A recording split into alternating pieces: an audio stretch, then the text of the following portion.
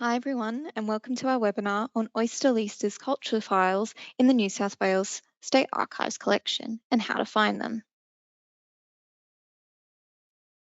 Before I begin, on behalf of Museums of History New South Wales, I would like to acknowledge the traditional custodians of country throughout Australia and their connections to land, sea and community.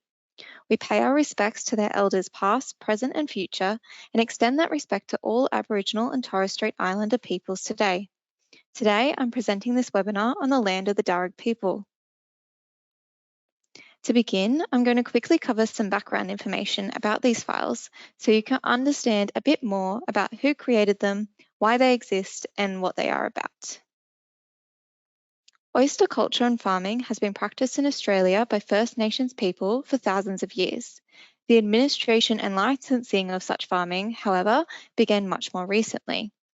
Legislation controlling and regulating the farming of oysters in New South Wales began to be implemented in the latter half of the 19th century as a response to overfarming.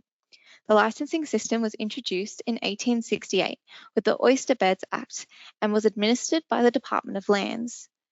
Regulation of oyster farming continued to develop, with the responsibility of its regulation being transferred to the Colonial Secretary in 1881. Local fisheries inspectors were appointed in regional areas to help manage the different oyster farms across the state.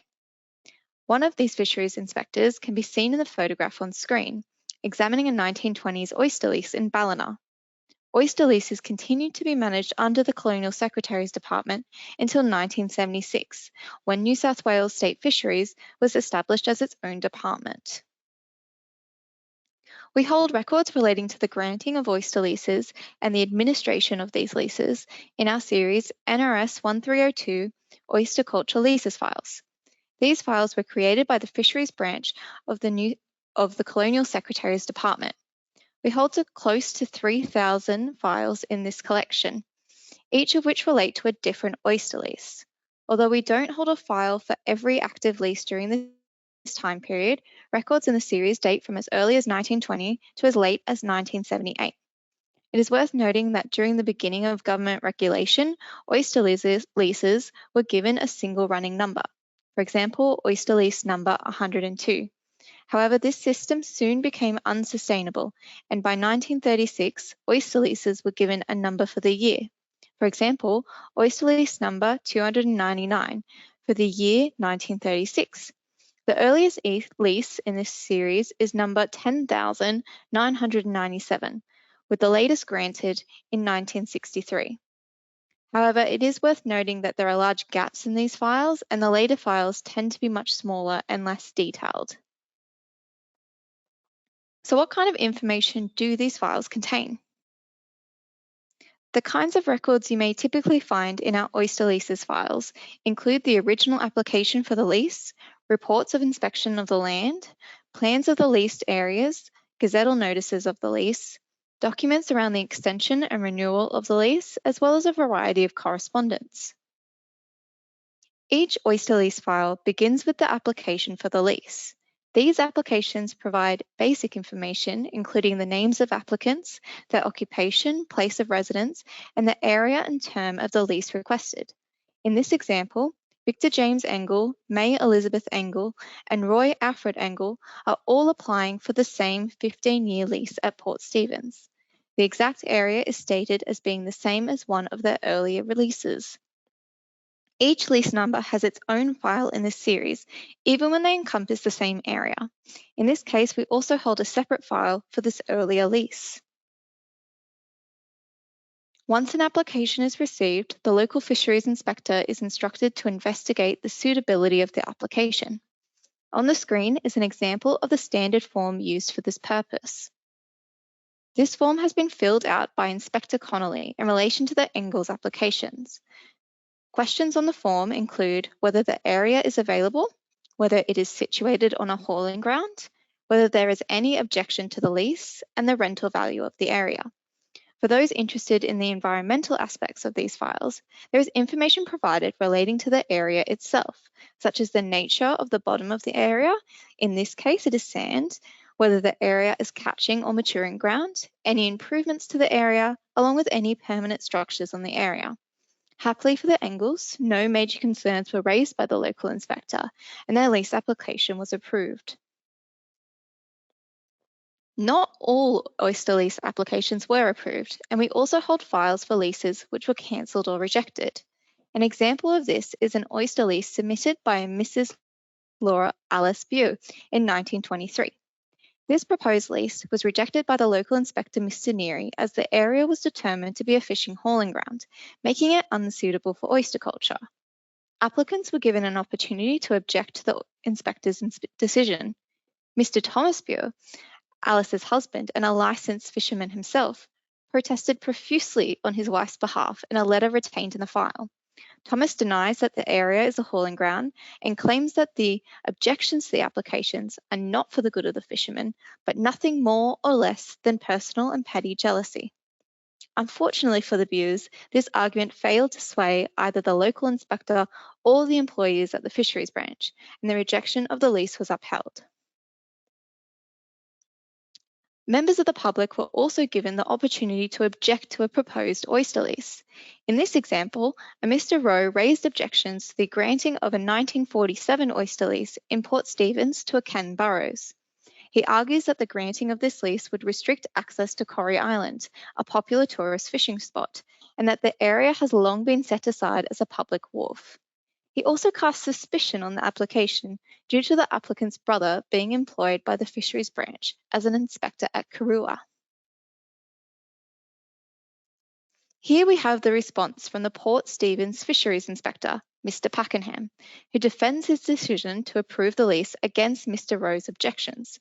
He denies that the area was ever a public wharf and claims that the area is unsuitable for boats to land. While he acknowledges that there has previously been a wharf in this area, this had been part of a separate lease and has since been demolished. Pakenham also provides an emphatic response to the accusations relating to the relationship between the applicant and the Fisheries Department, stating that Inspector Burrows has nothing to do with the waters of Lower Port Stephens, and that the implied misconduct or misuse of the department by Mr. Rowe is both false and mischievous and not worthy of further comment. Luckily for Mr. Burrows, the department did not heed the objections and granted him the requested lease. Granting of oyster leases must also be approved by the Executive Council. The relevant council minutes are included in these files. Although this minute relates to 3 separate leases, it notes that the Engels lease is to be subject to special conditions. The Commonwealth Government is allowed to, at any point, take over the lease area for naval purposes without any compensation to the lessees. A curious condition. The application process also included the surveying of the land by the local inspector. Draft plans, such as the tracing above, can be found in the majority of these files.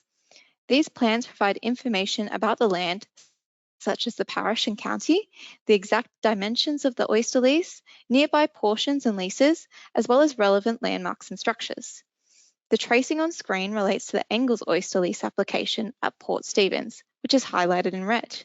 We can see from this plan that the area is very popular for oyster culture, with several other leases visible. If you are interested in the area in general, you might want to track down the relevant files for each of these leases in our collection. At the very bottom of the plan, we can see a landmark noted, that of the Commonwealth Naval Base. This helps explain that special condition. Once the lease was approved, official copies of these plans were created, which are a delightful addition to some of these files. The Engels files is particularly unique as it includes not only the initial tracing of the plan, but also the official office plan and a certified copy.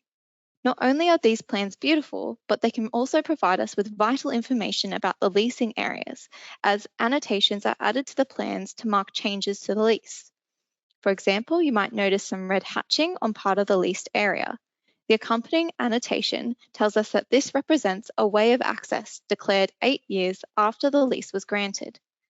Although they are very similar, office plans, which you can see on the right, often contain more annotations. In this case, the office plan notes 2 additional transfers of the lease, as well as a new lease number for the area issued in 1969. Lease number 516 for that year. Papers relating to the transfers of leases are also included. The standard application form can be seen on the right of the screen. This notes a transfer from the Engels to a Walter Ashton Clark of Newcastle in 1941. Correspondence relating to these transfers can provide us with a bit more understanding around why and how they occurred. The letter on the left, for example, is from Walter Clark's solicitor, indicating that Clark was residing in New Zealand by 1948 and therefore had no further need for his leases. The lease was eventually sold and transferred to Grant Lindemann later that year. Leases could also be renewed after the initial lease period had ended. This also involved a standard form which can be seen on the right. As part of the renewal process, the lease was revalued by the local inspector, providing us with an insight into its success. In 1953, the inspector for Port Stephens indicates that the current holder of the lease, a Grant Lindemann of Lemon Tree Passage, had substantially performed the covenants and conditions of the lease, and the value of the lease had increased in turn. This lease then remained unchanged until its expiry, when the land was reapplied for in 1969. The new lease number you can see is noted on the top corner of the renewal form. Unfortunately for us, we do not hold this future lease file. It is worth noting that many of the occurrences mentioned in this webinar were published in the New South Wales Government Gazettes, copies of which are included in this file. These outline significant events such as the original application and granting of the lease, the addition of a way of access, and the renewal of the lease. These files also contain a variety of correspondence which, in my opinion, are the most interesting aspects of these files.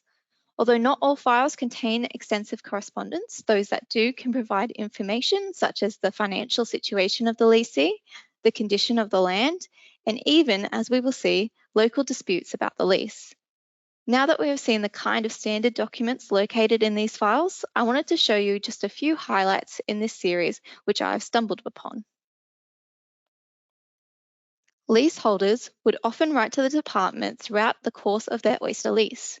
During the Depression in the 1930s, there is a significant amount of correspondence relating to the non-payment of rent on these leases. Many leaseholders would write to ask for leniency from the department due to their unfortunate circumstances. These letters can provide a wonderful insight into the time period, as well as the leaseholders themselves. In this instance, Lillian Thompson is writing to the department after legal proceedings had been filed against her, requiring her to pay the rent owed on her oyster leases. She argues that she has had no income for 12 months and survives only from what her two girls can spare out of their wages.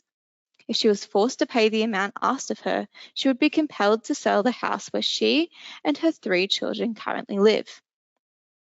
Happily, in this instance, the department was considerate of Lillian's depressed circumstances and cancelled her lease, only charging her the lost cost of legal proceedings against her. Little personal details such as this can be found throughout many of these files. In this file, a Mrs. Norman Ladmore writes on behalf of her husband in 1942, asking for several oyster leases to be transferred into his name. She writes that he is unable to send these applications himself as he is currently serving in the Australian Imperial Forces. Ladmore struggles financially after his return from the war, and we can see this echoed throughout the correspondence in his oyster lease file.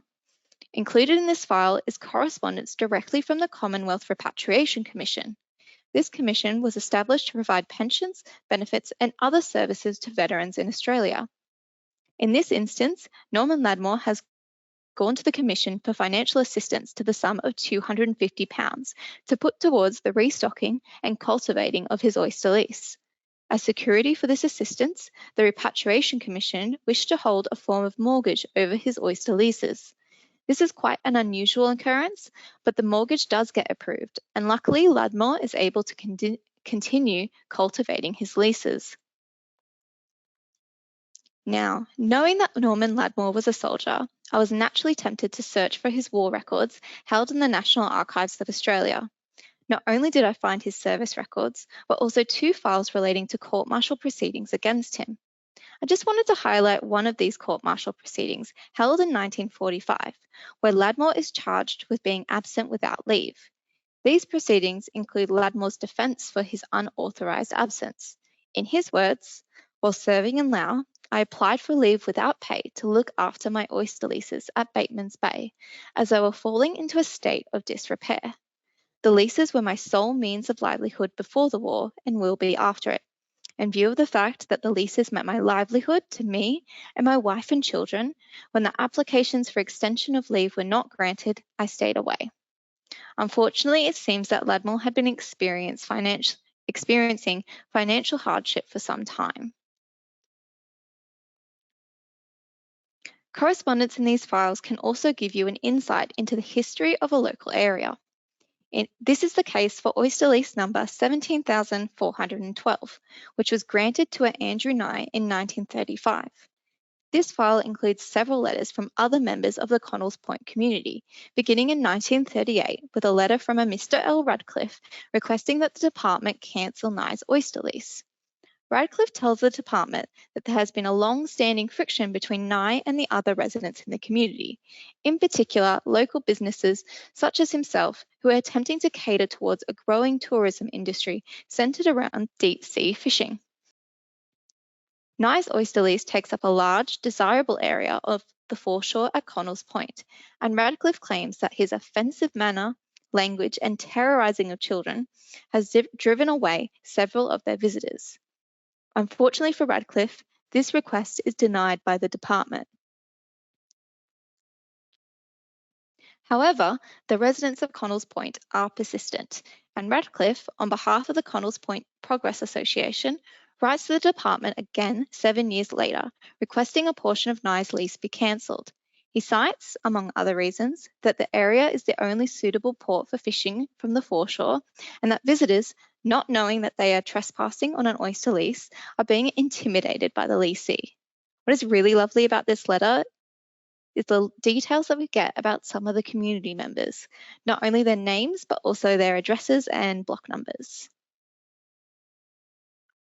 In a later 1945 letter, Radcliffe reveals more about the history between the association and the leasee, stating that Nye has sued another resident for cleaning fish on the wharf and throwing debris into the sea, contaminating his oyster lease. Although Nye won his case in the local court, he later lost on appeal.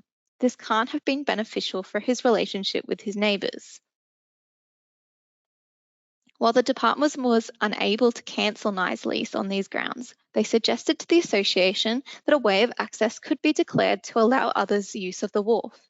This request needed to be formally made by the local council, who did so in September of 1945.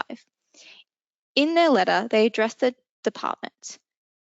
You will be aware that difficulties have arisen over the use of this wharf by members of the public who use the resort extensively for fishing purposes, and it is evident that the leasee of the oyster lease concerned has, in some ways at least, been responsible for most of the difficulty.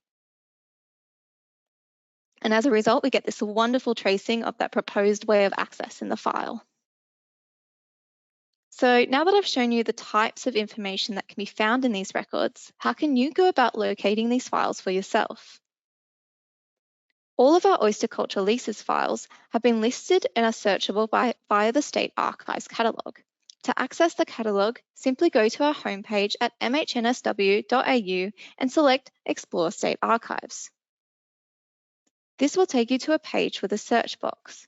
Type in the series number NRS-1302 and click Enter. This will bring up all files within the series. As you may notice, the type of information provided in the listing for each file can differ. One way you can search for a particular file in this series is by searching the series number and the name of the leaseholder. As you can see, only some of the files listed include the names of the leasees. Unfortunately, the majority of these items do not include the names of leaseholders, and those that do only include the last holder or holders of the lease. All files list the local area in which the lease is situated. You may wish to search this series for files relating to your particular area of interest. Be sure to use a variety of keywords for the area to capture all possible files.